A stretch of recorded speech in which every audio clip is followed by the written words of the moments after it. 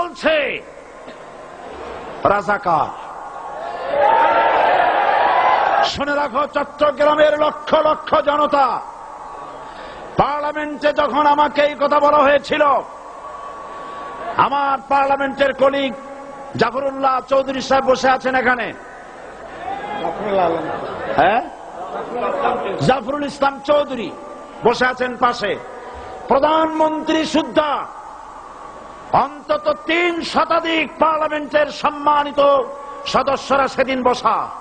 1997 সনের বাজেট বক্তৃতা যখন আমি করতেছিলাম, ডক্টর কুদরতে খোদা, নাম রাখছে কুদরতে খোদা, আসলে গজবে খোদা।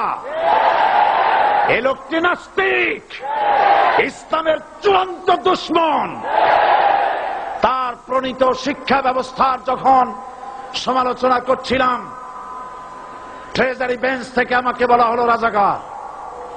আমি আমার সমস্ত শক্তি একত্রিত করে বলেছিলাম, শুধুমাত্র হিন্দুস্তানের রাজাকারেরাই আমাকে রাজাকার বলতে পারে।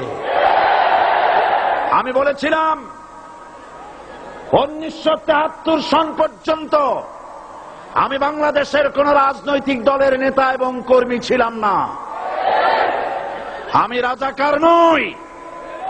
আমাকে রাজাকার বলে যদি তাকেও প্রমাণ করতে না পারে, 10 কোটি টাকার মানহানি মামলা দায়ের করব। আমার এই বক্তব্য সারা দুনিয়া শুনেছে। পার্লামেন্টে আমার এই বক্তব্য রেকর্ড হয়ে আছে। সেদিন 3 শতাধিক পার্লামেন্ট মেম্বারের কেউ আমার চ্যালেঞ্জ গ্রহণ করেন নাই।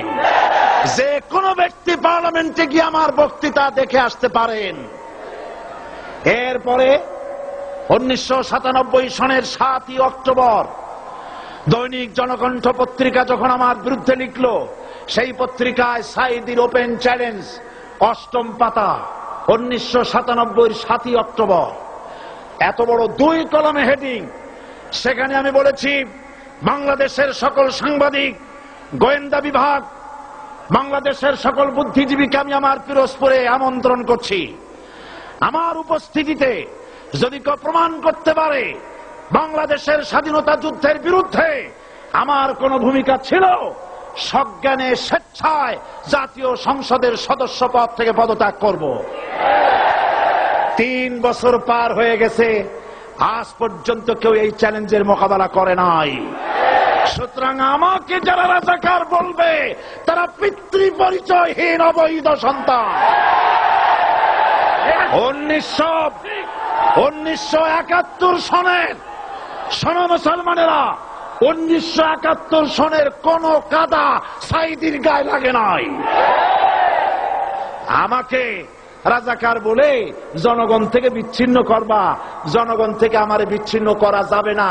কারণ এই জনগণ আমার জন্য আসে না, এই জনগণ আসে আল্লাহর কোরআনের জন্য।